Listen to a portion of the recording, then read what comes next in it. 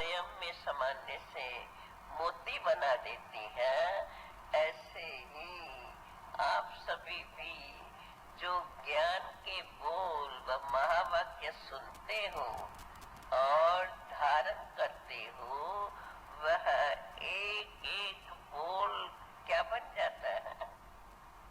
आप भी उसे मोती बना देते हैं। और यहाँ एक एक बोल पदमपति बनाने वाला बन जाता है। एक एक बोल अमूल्य तब ही बनता है जब उसको धारण करते हो।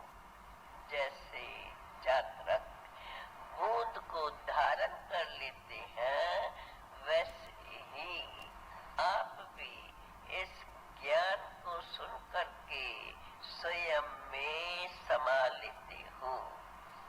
समाने का प्रत्यक्ष स्वरूप क्या दिखाई देता है? अपने पास जवाब निकालना। समाने का प्रत्यक्ष स्वरूप क्या दिखाई देता है? ऐसे ही जो महावाक्य सुने समाए तो उसका प्रत्यक्ष स्वरूप क्या होगा? ऐसे ही हर संकल्प जो महावाक्य सुने उसके अनुकूल हर संकल्प, हर बोल, हर कर्म पदमों की जमा करने का, कमाई कहें, पदमों की कमाई जमा करने का आधार बन जाता है। और वो आधार से क्या प्रत्यक्ष दिखाई पड़ेगा? नशा, उसकी नशा और खुशी चेहरे पे चमकती हुई दिखाई देती है।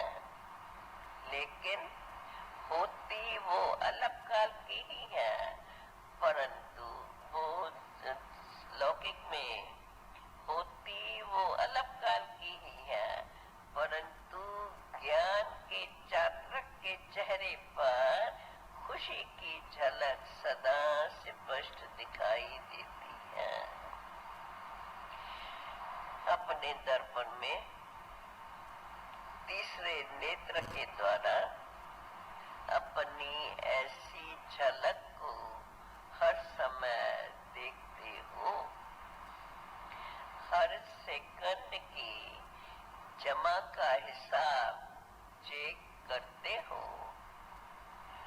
जमा कितना होता है और घाटा कितना पड़ता है, ऐसा अपना स्पष्ट हिसाब रखने के अभ्यासी बने हो। विशेष समय निकालकर हिसाब किताब देखते हो। अभी अभी कमाई, अभी अभी कमाई, ये उतराव चढ़ाव अगर ज्यादा होगा तो सोचने, देखने और करने का विशेष समय निकालना होगा। कितनी कमाई है और घाटा है, ये देखने के लिए भी अधिक समय देना पड़ेगा, क्योंकि घाटा वाधा होता रहता है। अगर एक रस कमाई है, जमा ही होता जाता है, बार बार नुकसान की कोई बात नहीं है। अर्थात अगर खाता क्लियर है तो जिस समय भी चाहे एक सेकंड में अपना हिसाब निकाल सकते हैं। तो क्या रिजल्ट देखते हो? अभी तो अनेक आत्माओं के, अनेक जन्मों की बनी हुई खाते, जिसको पाप कर्मों का खाता कहा जाता है, उसको भस्म करने वाले हो। अभी तो बाबा हमको देखो कितना ऊंचा टाइटल, अनेक जन्मों के, अनेक आत्माओं के बने हुए खाते, जिसको पाप का खाता कहा जाता है, आप उसको भस्म करने वाले हो। तो स्वयं अपना ऐसा खाता बना नहीं सकते। ये तो पुराने खाते हैं। अब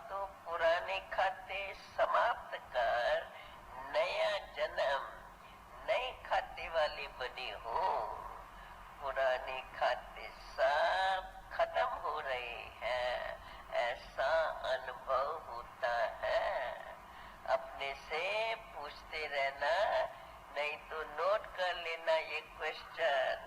फिर दिनचर्या लिखने, चार्ट लिखने में ये क्वेश्चंस मदद करेंगे। यदि पुराने खाते को पूरन नींद से जुक्तु करने की युक्ति नहीं आती है, यदि पुराने खाते को पूरन जुक्तु करने की युक्ति नहीं आती है, तो यह थोड़ा सा रहा हुआ खाता भी बार बार दिल को खाता रहेगा। आगे और यहाँ भी ये मिसाल, यहाँ भी यदि माया का कोई कर्ज होता है तो कर्जदार बार बार तंग करते हैं। ऐसे कर्ज को मर्ज कहा जाता है। ये तो सुना है ना, हमेशा ऐसे बोलते हैं, थोड़ा भी कर्ज है तो मर्ज के समान बार बार उभरता रहेगा। यहाँ भी अगर माया का कोई कर्ज पुराने खाते में रहा हुआ है, तब ही माया बार बार परेशान करती है। वह किसी न किस प्रकार से करती है परेशान, किसी न किसी मानसिक कर्ज के रूप में है। वह कर्ज चुकता तो करना ही पड़ता है। तो अपने खाते को चेक करो, कोई रहा हुआ कर्ज चाहे संकल्प व संस्कार के रूप में, चाहे स्वभाव के रूप में रहा हुआ तो नहीं है।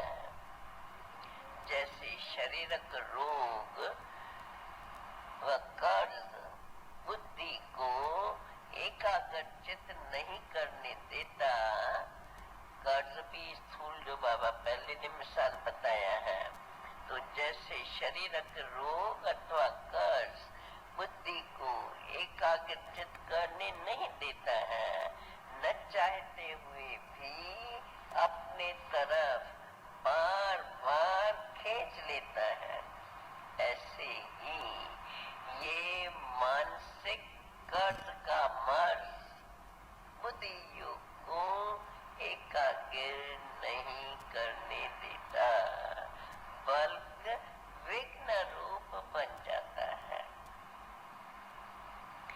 अभी तो समय के समीपता का, अभी तो समय की समीपता की भी समीपता, समय के समाप्ति की समीपता है। तो अपने ये सब हिसाब किताब चुकतू करो और समाप्त करो। हिसाब किताब करना आता है ना, मास्टर नॉलेजफुल होना। पुराने खाते का कर्ज या तो व्यर्थ संकल्प किस रूप में आता है, वो बाबा बता रहे हैं। पुराने खाते का कर्ज या तो व्यर्थ संकल्प विकल्प के रूप में होगा, या कोई संस्कार व स्वभाव के रूप में होगा। इन बातों से चेक करो कि संकल्प एक ही है, याद भी तो एक को ही करना है। तो देखो अपने को, एक को ही याद करते हैं अथवा एक को याद करना चाहते हैं और होता दूसरा है। अपने तरफ क्या खींचता है, क्यों खींचता है? वो जरूर कोई बोझ है जो अपने तरफ खींचता है। हल्की चीज कभी भी नीचे नहीं लाएंगी, वह चढ़ती कला में ही होंगी। किसी भी प्रकार का बोझ कितना भी ऊपर करना चाहे तो ऊपर नहीं जा सकेंगे, बल्कि नीचे ही आएंगे। ऐसे ही सारे दिन की मनसा वाचा कर्मणा में, संपर्क और सेवा में इन बातों को चेक करो। तीसरी बात, सेवा में भी प्लान और प्रैक्टिकल में, संकल्प और कर्म में अंतर क्यों? उस अंतर का कारण सोचेंगे तो स्पष्ट दिखाई देगा कि कोई न कोई कमी होने के कारण प्लान और प्रैक्टिकल में अंतर होता है। सर्व शक्तियों में से किस विशेष शक्ति की कमी है, ये अपने में देखो। जैसे योद्धा मैदान में सर्व शस्त्रधारी बनकर अगर नहीं जाते हैं तो समय पर किसी साधारण शस्त्र की भी आवश्यकता पड़ जाती है।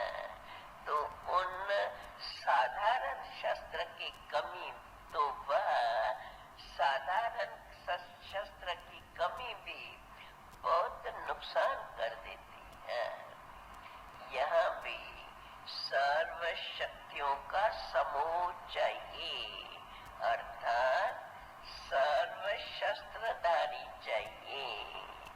भले अपने बुद्धि से ही जज करते हो कि ये तो बड़ी साधारण बात है, समझो कोई भी भूल होती है या कुछ भी, तो अपने बुद्धि से जज करते हो, ये तो बड़ी साधारण बात है। लेकिन वह साधारण बात ही समय पर बड़ा धोखा देती है। इसलिए टाइटल ही है तुम्हारा कौन सा टाइटल? मास्टर सर्वशक्तिमान। बाप सर्वशक्तिमान है और बच्चे मास्टर सर्वशक्तिमान नहीं। विजय का अर्थ ही है सर्व शस्त्रधारी।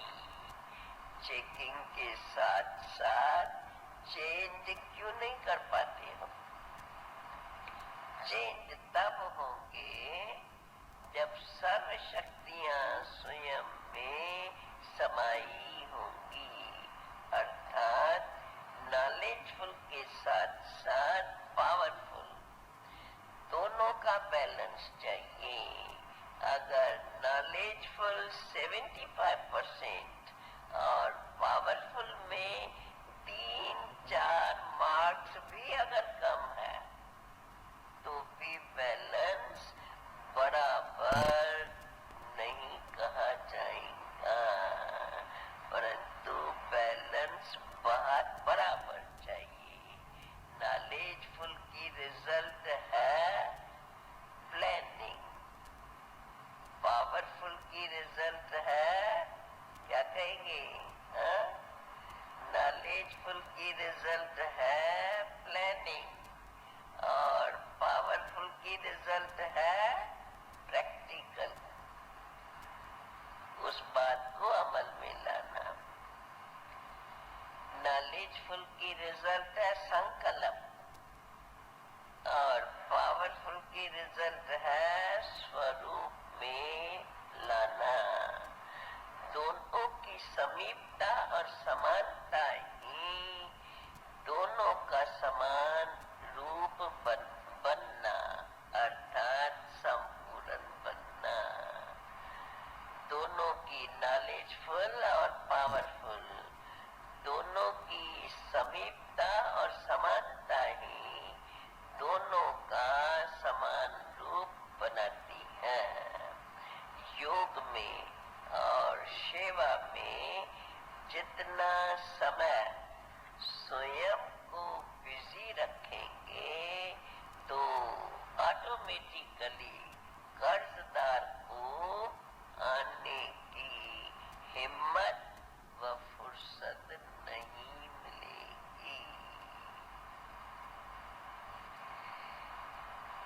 अगर सेवा और स्वयं के स्थिति को और फिर समय को भी बिजी रखेंगे, सेवा और समय जितना स्वयं को बिजी रखेंगे इन दोनों बातों में, ऑटोमेटिकली कर्जदार को आने की हिम्मत व फुर्सती नहीं मिलेगी। अच्छा, अब आगे दूसरी मुरली। पवित्रता ही प्रत्यक्षता की पूर्वगामी और पर्सनालिटी की जननी है। पूर्वगामी किसको कहेंगे? हाँ, वैसे आगे में तो रॉयल्टी और पर्सनालिटी, माना जैसे जिस गांव के होते हैं तो उसकी उनमें रॉयल्टी होती है, ऐसे ही कहें आतम भाई, पता है ये ऐसे हिंदी का ऐसे ही कहें।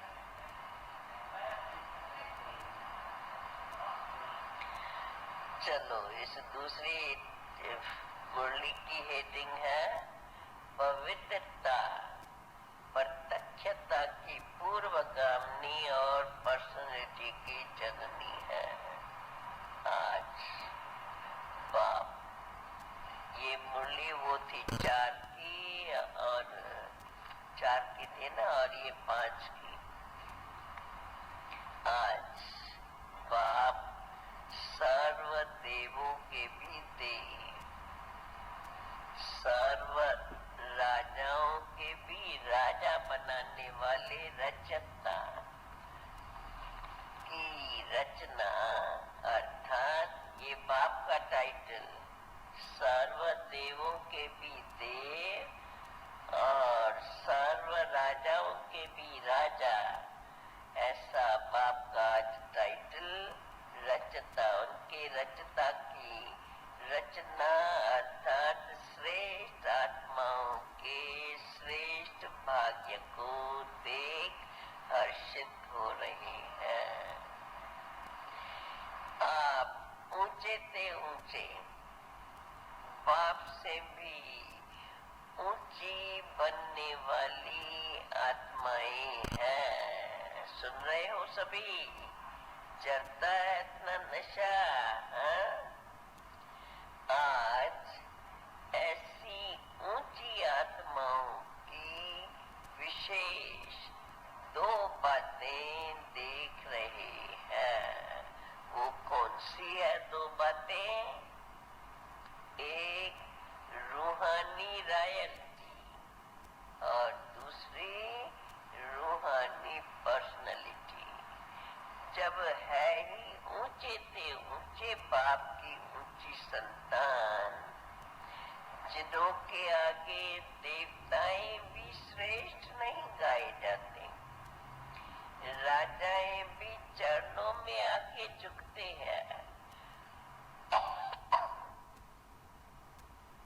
और सर्वनामी ग्रामी आत्माएं भी, लौकिक में सर्वनामी ग्रामी आत्माएं भी भिखारी बन ईश्वरीय प्रसाद लेने के लिए जिज्ञासा रखकर आने वाली है। भविष्य बाबा बता रही है। तो ऐसी सर्व आत्माओं के निमित्त बने हुए आप सभी मास्टर, ज्ञान दाता और वरदाता हो। याद रहा टाइटल? तो ऐसी रॉयल्टी है। वास्तव में तो प्यूरिटी ही रॉयल्टी है और प्यूरिटी ही पर्सनालिटी है। अब अपने को देखो, कितनी परसेंट प्यूरिटी धारण की हुई है। प्यूरिटी की परख व पहचान हर एक के रॉयल्टी और पर्सनालिटी से हो रही है। रॉयल्टी कौन सी है? रॉयल आत्मा को हद की विनाशी वस्तु व व्यक्ति में कभी भी आकर्षण नहीं होगी। जैसे लौकिक रीति से रॉयल पर्सनैलिटी वाले लौकिक रीत से रॉयल पर्सनैलिटी वाली आत्मा की किसी भी छोटी छोटी चीजों में आंख नहीं डूबती है।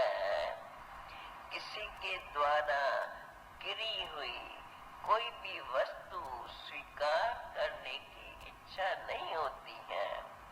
उनके नैन सदा संपन्न होने के नशे में रहते हैं, अर्थात नैन कभी नीचे नहीं होते हैं।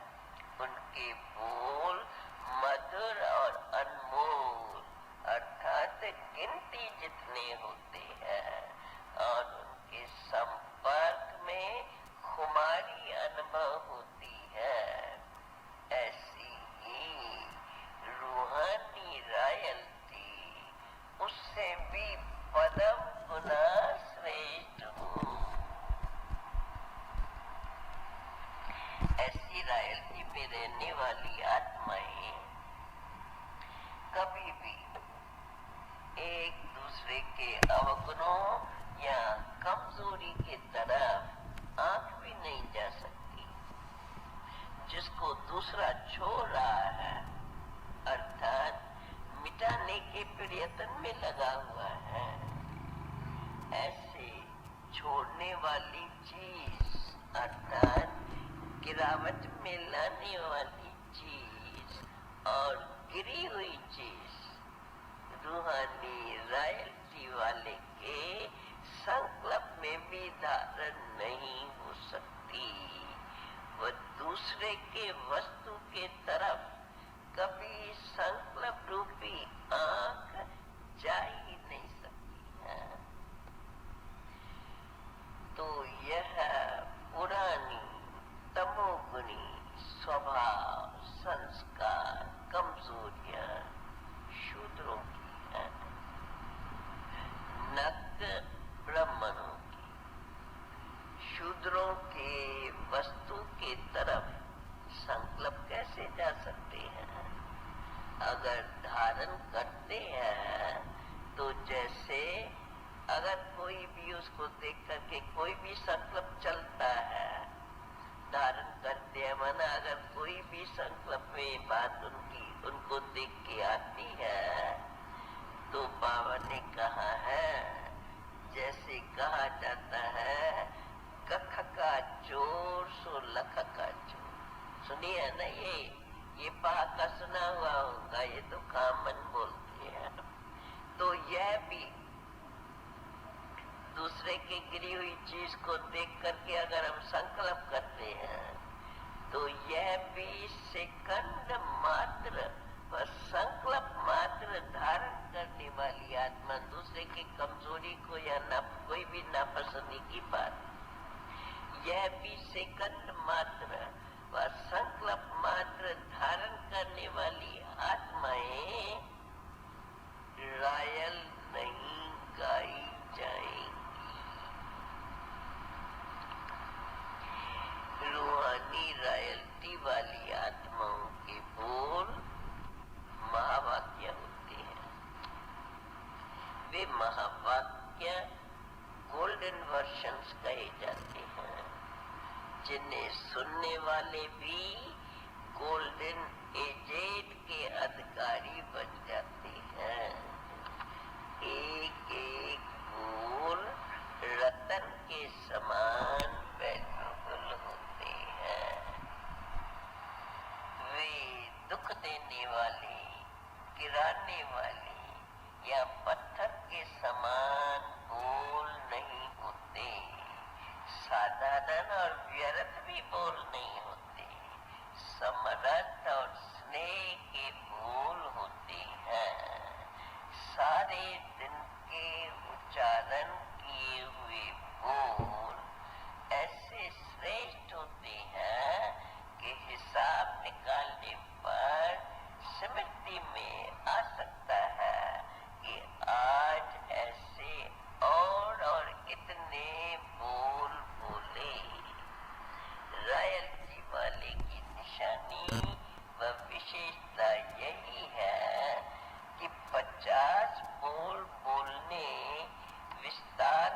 बजाय 10 बोल के सार में बोले। क्वांटिटी को कम कर क्वालिटी में ले आवे। रूहानी रॉयल्टी वाले के संपर्क में जो भी आत्मा आएगी उसको थोड़े ही समय में भी उस आत्मा के दातापन की व वरदानपन की अनुभूति होनी चाहिए। सत्यता व शांति की अनुभूति होनी चाहिए उसी आत्मा से मिलने से। जो हर एक के मन में यह गुणगान हो, ये कौन सा फरिश्ता था जो संपर्क में आया और थोड़े ही समय में भी उस तड़पती हुई और भटकती हुई आत्मा को बहुत काल की प्यास बुझाने का साधन व ठिकाना दिखाई देने लगा। इसको कहा जाता है पारिस के संग लोहा भी पारिस बन जाता है। कहते हैं ना, लोहा भी अगर पारिस से लगता है तो लोहा भी पारिस बन जाता है। अर्थात रूहानी रॉयल्टी वाले की रूहानी नजर से वो निहाल हो जाए, ऐसी रॉयल्टी अनुभव करते हो। अब तो सेवा की गति भी तीव्र चाहिए।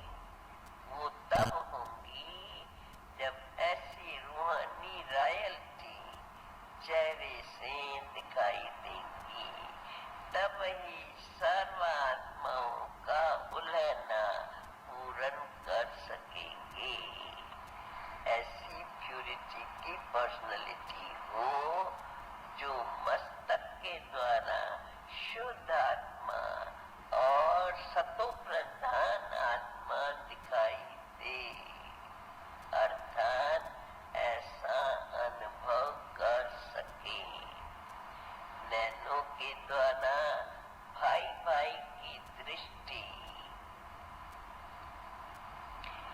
और नैनों के द्वारा भाई भाई की वृत्ति अर्थात शुद्ध श्रेष्ठ वृत्ति द्वारा वायुमंडल व वाइब्रेशन परिवर्तित कर सको।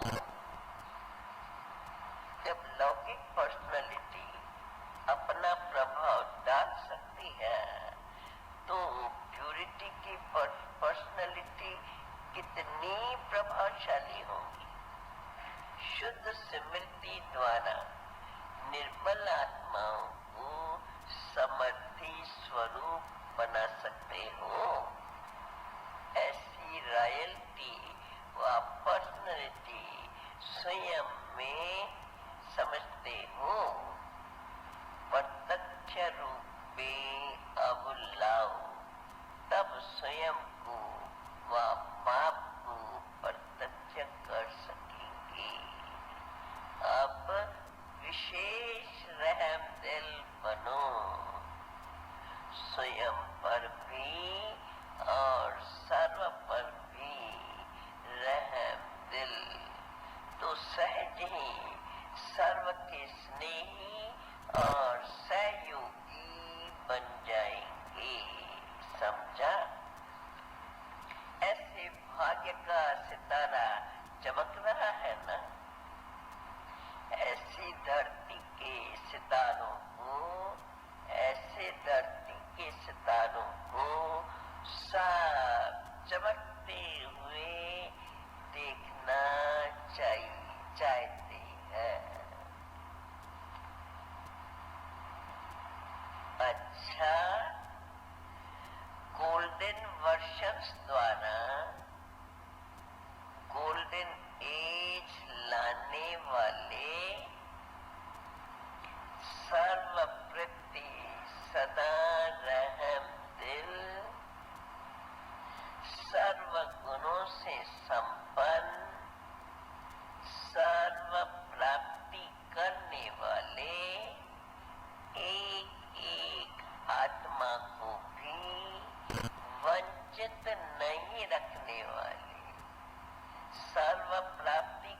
पाने वाले और सर्वप्रति सदा रहम दिल, एक भी आत्मा को वंचित नहीं रखने वाले ऐसे सदा दाता, रूहानी रॉयल्टी और पर्सनैलिटी में रहने वाले, सदा चमकते हुए सितारों को बाप दादा का याद प्यार और नमस्ते।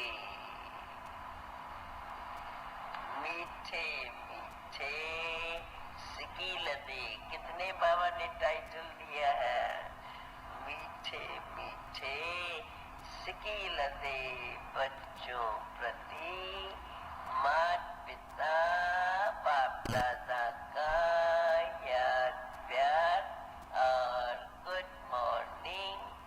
रूहानी बाप की रूहानी बच्चों को नमस्ते।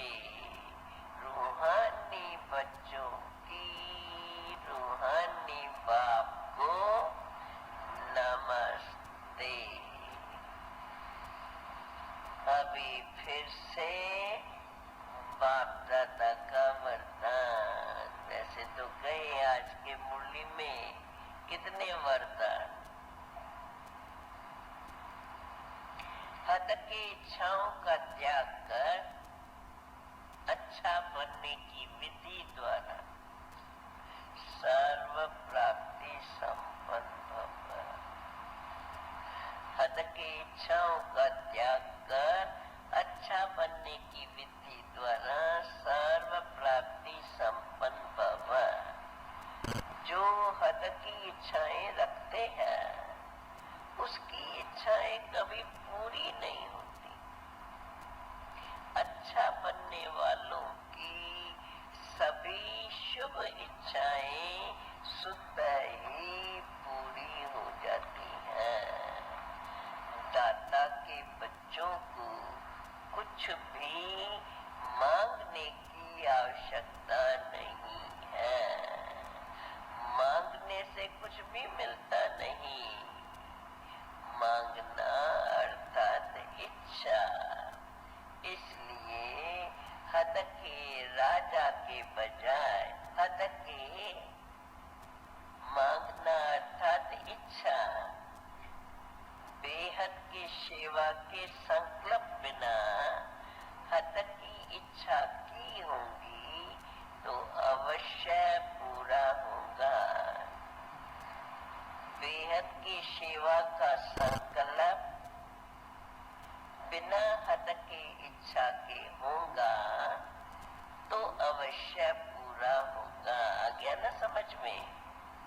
दाता के बच्चों को कुछ भी मांगने की आवश्यकता नहीं है। मांगने से कुछ भी मिलता नहीं है। मांगना अर्थात इच्छा रखना। बेहद की सेवा का संकल्प अगर बिना हद की इच्छा के होगा तो अवश्य पूरा होगा। इसलिए हद की इच्छा के बजाय अच्छा बनने की विधि अपना लो तो सर्व प्राप्तियों से संपन्न हो जाएंगे। आज का स्लोगन, याद और निस्वार्थ सेवा द्वारा, याद और निस्वार्थ सेवा द्वारा माया जीत बनना ही विजयी बनना है। याद और निस्वार्थ सेवा द्वारा